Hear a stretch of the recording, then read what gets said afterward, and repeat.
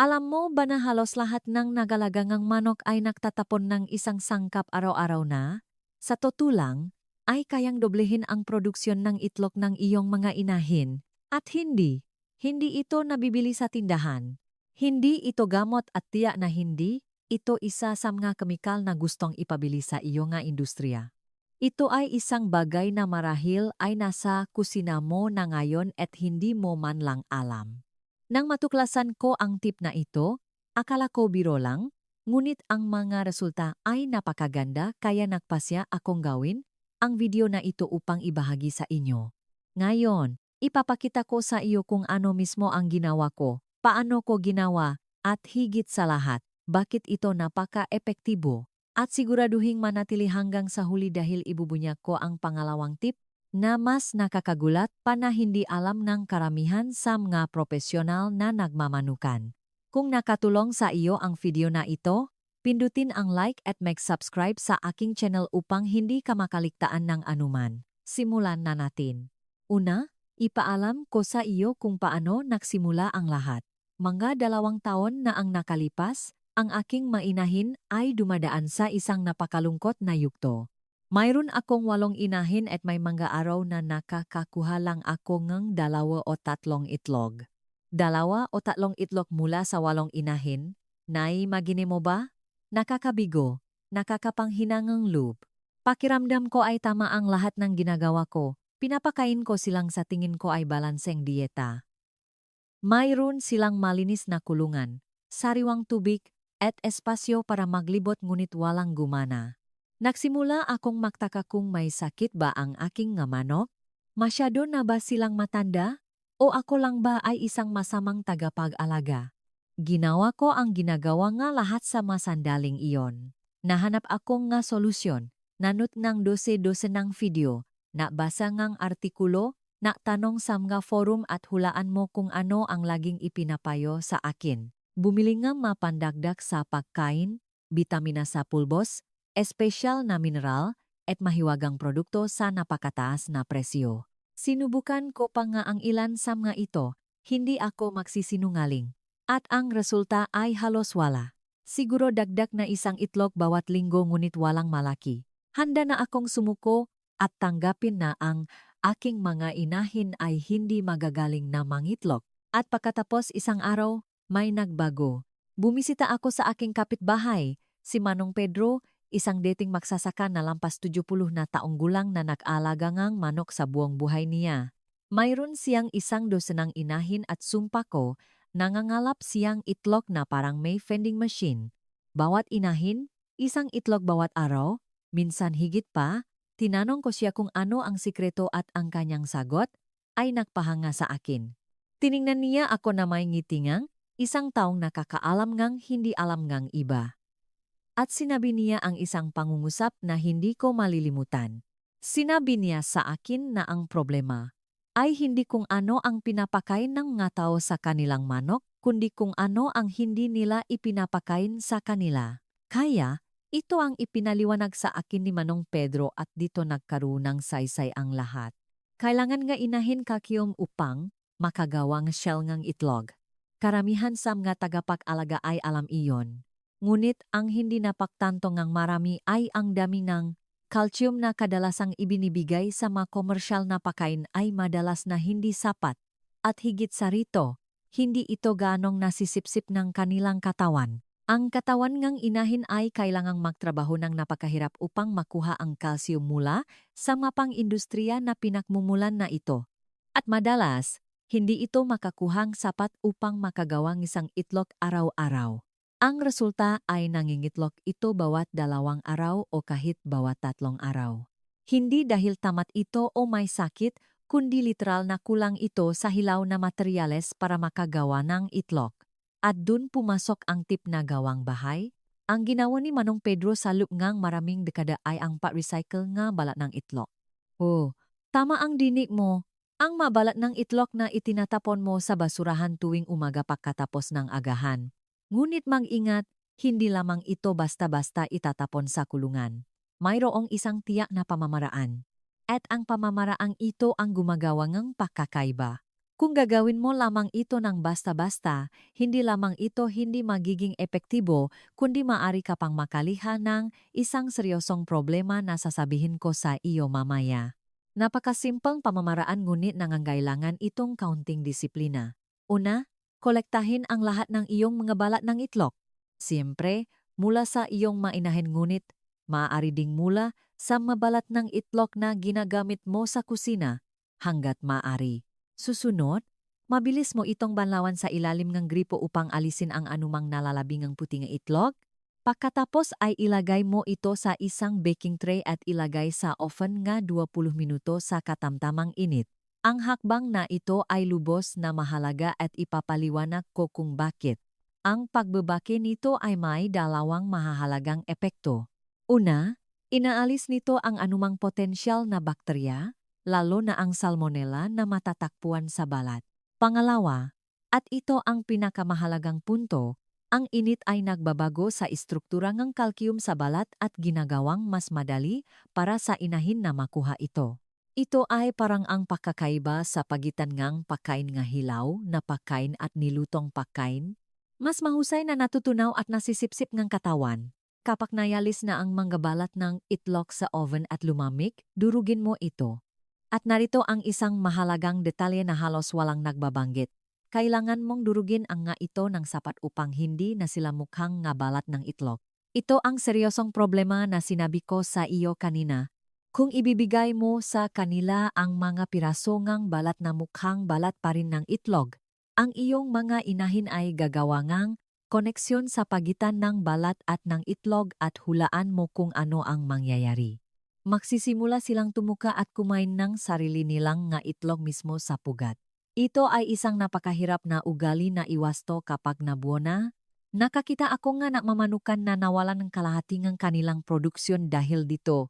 Kaya, siguraduhin durugin ang balat sa pino na pulbos o napakaliit na piraso na hindi na makikilala. Gumamit nga almires at pambayo, rolling pin o kahit blender kung mayroon ka.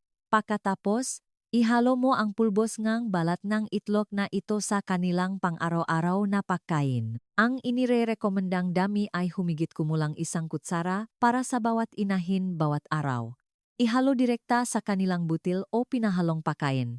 Maaari mo rin itong ilagay sa isang hiwalay na maliit na lalagyan upang ang mga inahin ay makakain ng kanilang sarili ayon sa kanilang pangangailangan. Ang mainahin ay napakatalino pagdating sa pag-regulate ng kanilang calcium intake. Alam nila sa likas na ugali kung kailan sila nangangailangan at pupunta kaagad sa pinagmulan na ito. Ngayon, ipaalam ko sa iyo kung ano ang nangyari nang simulan kong gamitin ang pamamaraang ito. Sa unang 2 linggo, sa totoo lang, hindi ako nakakitang anumang radikal na pagbabago. Halos sumuko na ako ngunit binalaan ako ni Manong Pedro. Sinabi niya sa akin na maging matiyaga na ang katawan ng inahin ay nangangailangan ng oras upang muling buuin ang reserba nito ng calcium at tamasya. Simula sa 3 linggo, nagsimula akong makakita ng pagkakaiba. Kung dati ay nakakakuha akong 2 o 3 itlog sa isang araw, bigla akong nakakuhang 5 at pagkatapos ay 6. Pagkatapos ng 1.5 buwan, regular akong nakakakuha ng 7 hanggang 8 itlog, araw-araw mula sa aking 8 inahin. Halos 1,1 na rasyo iyon. Nagulat ako kaya sinuri ko ng maraming beses upang matiyak na hindi ako nakakamali sa pagbibilang. Ngunit hindi lang iyon at ito ang talagang kapanapanabik. Nagbago rin ang kalidad nga itlog, mas makapal at mas matigas ang balat. Dati, madalas kong nabasak ang mga itlog habang nangangalap dahil sa sobrang nipis at babasagin ng balat. Pagkatapos gamitin ang pamamaraan ni Manong Pedro, ang balat ng itlog ay naging matigas na parang semento at ang pula ng itlog ay mas matingkat na orange, mas matingkat. Nang ipatikim ko sa aking asawa ang nga itlog na ito nang walang sinasabi sa kanya. Tiningnan niya ako at tinanong kung nakpalit akong supplier dahil iba ang lasa nito. Mas masarap, mas mayaman. Mayroon ding isang aspeto na walang nakbabanggit at iyon ang labis na nakaantik sa akin. Nakbago ang pag-ugali nga aking nga inahin. Mas masigla sila, mas punong enerhiya. Mas marami silang huni at naglalakat ng may mas maraming sigla. Ito ay ganap na makatuwiran kapag isipin mo. Ang isang inahin na kulang sa kalsiyum ay isang inahin na ang katawan ay laging nasa ilalim ng stress. Bawat itlog na ginagawa nito ay nakakahalaga ngang malaking halaga nga enerhiya at mapakukunan. Kapag sa wakas ay nakakuha, ito ngang sapat na mataas na kalidad na kalsiyum. Ito ay parang isang pasanin na inalis sa balikat nito. Nabawi nito ang natural nitong sigla. Sa totoo lang, nakakatuwang panorin. Ngayon, gagawin ko itong isang hakbang padahil ang kalsiyum ang basehan, ang pundasyon, ngunit may iba pang mga kadahilanan na natuklasan ko sa paglipas ng panahon na nakakatulong na mapabuti ang paglalay ng mainahin. At ang pangalawang tip na ipinangako ko sa iyo, ang tip na madalas na napapansin kahit ng nga profesional na nagmamanukan ay ang liwanag. Ang liwanag ay gumaganap ang isang lubhang mahalagang papel sa produksyon ang itlog. Kailangan ng inahin ng humigit kumulang 14 hanggang 16 na oras ng liwanag bawat araw upang mapanatili ang optimal na paglalay. Sa taglamig, kapag umiikli ang mga araw, natural na bumababa ang produksyon.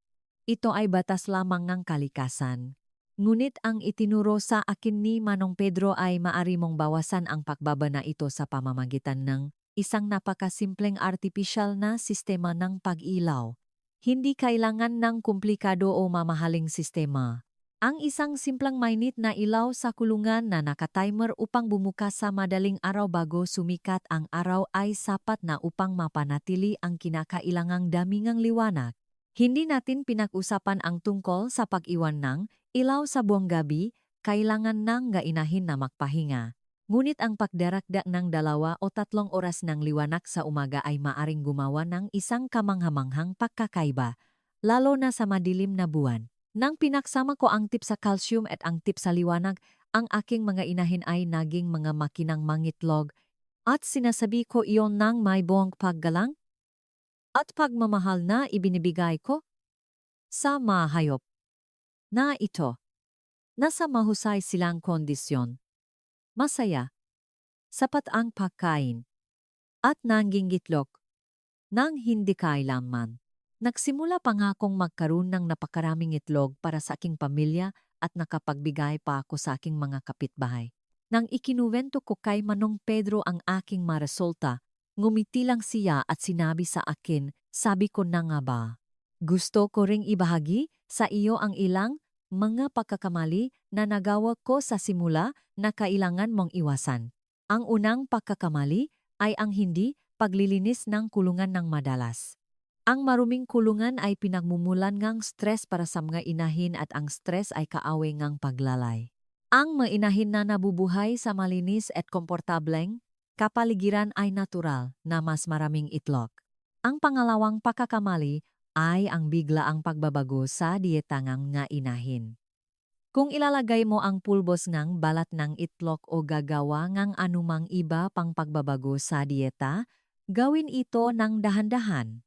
Ayaw nang nainahin ng biglaang pagbabago, simulan sa maliit na halaga at unti-unting dagdagan sa loob ng 1 o 2 linggo. Ang pangatlong pagkakamali at ito ay napakahalaga, ay ang pagpapabaya sa inuming tubig.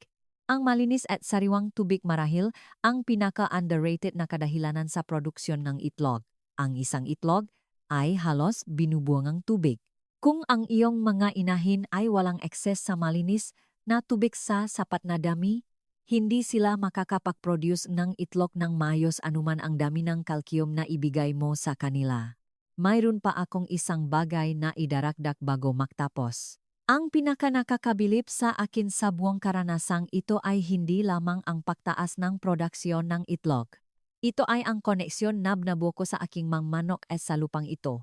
Kapag naglalaan kang oras upang maunawaan ang pangangailangan ng hayop na ito, kapag nagmamasid ka, kapag nakikinig ka, kapag natututo ka mula sa mga matatanda tulad ni Manong Pedro, napagtanto mo na ang pagmamanukan ay hindi lamang tungkol sa ani, ito ay isang relasyon, ito ay isang pagpapalitan, Inaalagaan mo ang iyong mga manok at bilang kapalit, alagaan ka nila.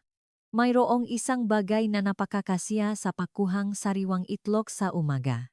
Alam na galing ito sa isang malusok, masaya na manok at hindi kailangan ng anumang kemikal upang makagawa nito. Mga kaibigan ko, binibigyan tayong kalikasan ng lahat ng kailangan natin kung maglalaan lang tayo ng oras upang makinig at magmasid.